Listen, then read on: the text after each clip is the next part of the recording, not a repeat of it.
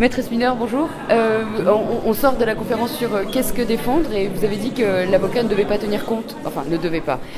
Son rôle n'était pas de tenir compte de la vérité mais de défendre l'intérêt de ses clients. Il doit y avoir souvent confusion entre voilà, vérité, défense. Est-ce que vous pouvez nous en dire quelques mots s'il vous plaît ? Non, quand un crime est commis, la société veut connaître la vérité. Et c'est le devoir de la justice de la trouver. Mais le devoir de l'avocat, lui, c'est de défendre celui qui est accusé.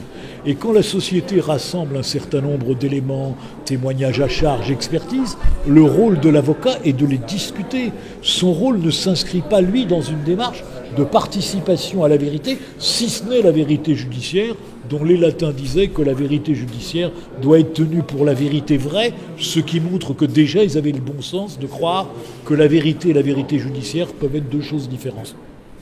Et en exerçant ce métier d'avocat, vous, personnellement, est-ce que vous avez eu des conflits d'intérêts ? Vous avez déjà refusé beaucoup d'affaires pour des raisons de conviction ? Il arrive de refuser des affaires parce que on a le sentiment qu'on ne saura pas faire, parce qu'on ne comprend pas, parce qu'on a le sentiment qu'on ne sera pas bon, parce qu'on a le sentiment qu'on ne partage pas la défense que la personne veut conduire.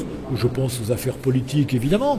Et puis, il y a des affaires qu'on ne veut pas prendre parce qu'on n'est pas forcément à l'aise, parce qu'on ne la comprend pas. Il y a 50 raisons de refuser une affaire.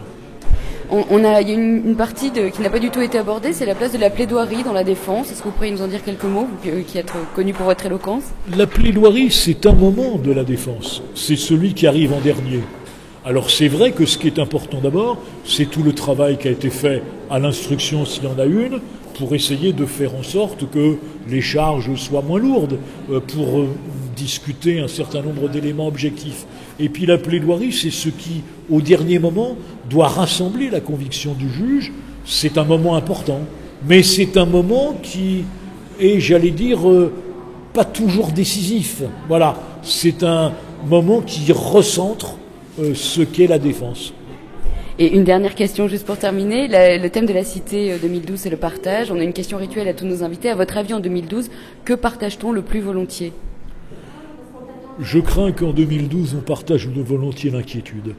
Je pense que la société française est une société aujourd'hui qui est en proie au doute, qui doute de son avenir, qui doute de la place de la France dans le monde, en Europe. Et c'est vrai que le partage est une réponse au doute. C'est-à-dire que finalement, dans la devise de la République, il y a liberté, il y a égalité et il y a fraternité. Et qu'on a oublié la fraternité qui est une forme de partage. Merci beaucoup, maître. Je vous en prie.